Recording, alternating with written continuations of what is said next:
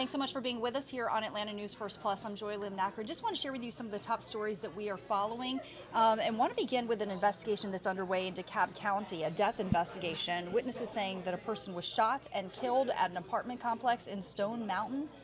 We do have video from the crime scene that police spent the entire night processing. This is over at the park at Somerset Apartments in Stone Mountain near Memorial Drive.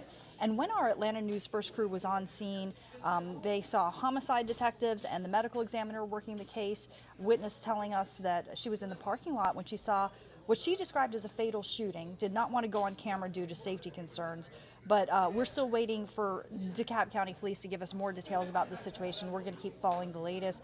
Also want to let you know there's been an update on this case involving the shooting in Stone Mountain at an Applebee's parking lot. So police say they've arrested a 17-year-old and a 19-year-old in connection to that killing in Stone Mountain. Again, it was a shooting in an Applebee's parking lot. It led to the death of a 21-year-old man. So now Tristan Mays and Nizarius Carter are facing felony murder charges. Also, another case that we have been following as well is the tragic death of a woman who was kidnapped by her ex-boyfriend in Clayton County. Her mother is speaking out. Her mom is seeking justice. And my colleague, Amanda Rose, Atlanta News First reporter Amanda Rose, spoke to her and has more. He was just screaming, Miss Jones, babe, wake up, babe, wake up. And that's when I asked him, did you shoot her? That's the conversation this Clayton County mother said she had with Cameron Hopkins, the ex-boyfriend and alleged killer of her 19-year-old daughter, Kalia Jones. It was Sunday night. Moments earlier, police say Kalia was kidnapped and shot to death inside Hopkins' car. The tragedy happening exactly a year to the day from when police say Cameron Hopkins kidnapped Kalia once before. The 20-year-old was out on bond. This time, police say Hopkins came to Kalia's work at a Fayetteville restaurant and held her at gunpoint. I'm not mad at her for getting in the car. I look at her like a hero because she saved other people. She sacrificed Kalia to save other people. She didn't want anybody else hurt. After a high-speed chase ending at Lovejoy High School, investigators say Hopkins began shooting at police, who say they used pepper spray to get him to surrender. Inside the car, Kalia was found dead. Kalia's mother says Hopkins had been threatening her daughter for years, and she begged her to stay away from him. He meant that if he could not have her, no one else will. She says there's only one thing providing some comfort in this tragic time. He can't have her either. She's free. She's free. Going forward, Kalia's mother says she won't stop fighting for justice for her daughter. We're going to get a law, and it's going to be Kalia's law. And we're going to make some changes about these perpetrators being able to be bonded out. In Jonesboro, Amanda Rose, Atlanta News First. Thanks to Amanda Rose for that story. Also want to tell you what's happening at the DeKalb County Animal Shelter. They're out of space. They've already had to, I just want to show you this video. They've already had to euthanize 28 dogs this month. Really sad. So they still have 616 animals at the DeKalb County Animal Shelter right now. They need help. Volunteers say that they're just heartbroken to have to put any of them down. They don't want to see any more innocent animals die.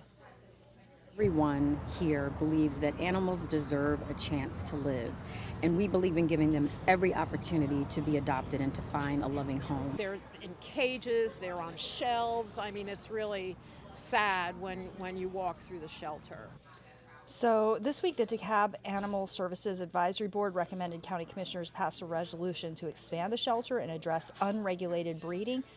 The commissioners could vote on that on Tuesday as well, but they need help, and if you're willing to help them out, donate, adopt, foster, certainly that's something that they would greatly appreciate. Okay, let's take a look outside and take a look at this forecast with meteorologist Rodney Harris. Rodney, I am not a meteorologist. I'm not the expert. You are. I see a lot of red. Right. And What I does think that mean? we can all figure out today is going to be hot. Yeah, right? I think that means it's hot. Yes, and Joy, there is something that is a little different today, though, that requires a little explanation. So we've been talking about the heat and how hot it is. What you're looking at right now, these are the feels-like temperatures. We call it the heat index. And essentially the way this works is whenever there's a lot of moisture in the air, which there has been, that invisible water, which is the moisture in the air, it prevents your body from being able to cool off the way that it normally would. So it feels hotter on your skin when it is a hot and humid day. That's what the feels like temperature is, and that's why the feels like temperature is hotter than the actual air temperature in the afternoon. So these are the feels like forecast temperatures around lunchtime. We're showing 93 in Atlanta, but here's the problem. Notice what happens by 2 o'clock. That feels like temperature in Atlanta is up to 100 degrees. And we believe that most of metro Atlanta will see those 100-degree feels like temperatures or heat indexes throughout much of the afternoon. So that's why today is a first alert. Not only is it hot, but when that heat index or feels like temperature gets above 100, now we're talking about dangerous heat that can actually make you sick. And one of those bigger issues is south of metro Atlanta, which I'll talk about in about 30 seconds. But I do want to point out that even past peak heating, which is like 4 or 5 o'clock in the afternoon, I'm still showing heat index temperatures in the upper 90s at 8 o'clock. So like if you're headed out to dinner later on this evening, it will still feel very hot. So keep that in mind if you have any plans. And now to our heat advisory. And the difference between a heat advisory and not being under a heat advisory is the potential for illness as a result of the heat. So we do have a heat advisory that will start at noon and continue through 8 o'clock south of metro Atlanta. That includes Troup, Meriwether, Lamar, Pike, Upson, Butts, Jasper County. Also for those of you in Putnam County and Morgan County. That heat advisory means your heat index is expected to get up to 105 this afternoon. So a heads up south of metro Atlanta. But even if you're not under the heat advisory, it will be hot just about everywhere in North Georgia. So that's issue number one. We'll turn to number two, which is the potential for storms today. And our high resolution forecast models has continued to show a wave of storms impacting North Georgia, like in the higher elevations of the mountains throughout the afternoon and evening. Now, this happened yesterday, and we're forecasting it to happen again today. The difference is you can even see on our forecast map, there will be times because it's so hot outside today where that fuel will produce potentially strong storms up in the higher elevations of the mountains. So basically from like Ellijay down to Gainesville, the mountains in northeast Georgia, you have the potential for some isolated strong storms this afternoon and evening. And by strong storms, we mean damaging winds. So it's not impossible that we see some severe thunderstorm warnings this afternoon and evening. Mainly north and east of Atlanta, we do have a slight risk, a level 2 risk of an isolated severe storm throughout the day today. That's a little bit higher than what we've seen over the past several days. So again, especially north and east of Atlanta, northeast of I-75, particularly up in the mountains, watch out for that this afternoon and especially this evening. Again, the potential for some strong storms. So that's your forecast for today, the first alert for heat and the potential for some storms in northeast Georgia. For Friday, it looks like we'll have some scattered rain throughout the day on Friday, particularly in the morning. And then Friday night, we're starting to focus on Friday night going into Saturday. Saturday, we will have some dry air that will move in. So even though some showers are possible Saturday morning, by Saturday evening, it will feel better outside. It'll be drier and the humidity will be lower. So if you have any plans on Saturday night, you should be in good shape. Sunday's going to be fantastic.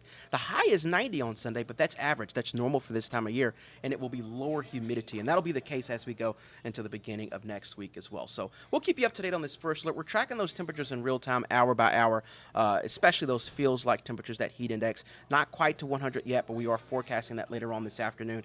First alert meteorologist Ella Dorsey is working on your updated forecast, and she will have that for you on Atlanta News First at noon. Until then, and until next time, we'll see you soon.